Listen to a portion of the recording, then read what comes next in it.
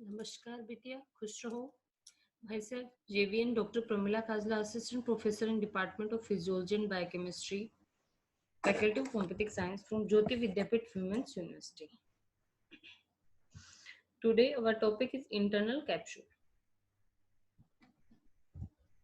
Internal capsule is the broad and compact band of afferent and efferent fibers connecting cerebral cortex with brainstem and spinal cord. Cerebral cortex is connected with brainstem and spinal cord by both afferent and efferent fibers. Fiber arising from different part of cerebral cortex descend down into the white matter of cerebral hemisphere in the form of radiating mass of fibers called corona radiata. While passing down towards the brain stem, corona radiata converges in form of internal capsule. Situation. Internal capsule is situated in between the thalamus and caudate nucleus on the medial side and lenticular nucleus on lateral side. Division of capsule. Anterior limb. Anterior limb of internal capsule is short and lies between the lenticular and caudate nuclei. Posterior limb is long and situated between the thalamus and lenticular nucleus. Genu is situated between the anterior and posterior limbs. Caudal portion is otherwise known as reticulolenticular portion of internal capsule. So here in this diagram you can see anterior limb having frontopontine fibers, anterior thalamic radiations, fiber from orbital cortex. Posterior limb include all these things: lenticular nucleus, cortico-rubral tract, and auditory radiation.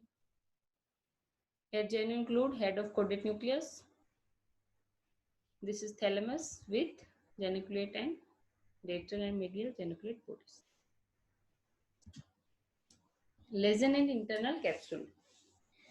The effect of lesion depend upon the part of internal capsule involved. In posterior limb, lesion in posterior limb affect the sensory fibers, thalamocortical fibers, so it causes contralateral hemianesthesia, loss of sensation in opposite side of body. Contralateral hyperesthesia, abnormal sensation in opposite side of body. Hemiplasia, paralysis of upper and lower limb in one side of body. Hemianesthesia and hemiparesthesia occurs because of lesion in superior thalamic radiations.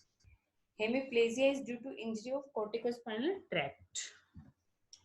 In genu, injury in lesion in genu causes alteration in motor activities in opposite side due to damage of corticobulbar fibers.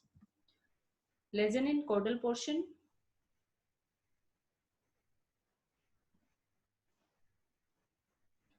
Lesion in this portion of internal capsule causes contralateral hemianesthesia.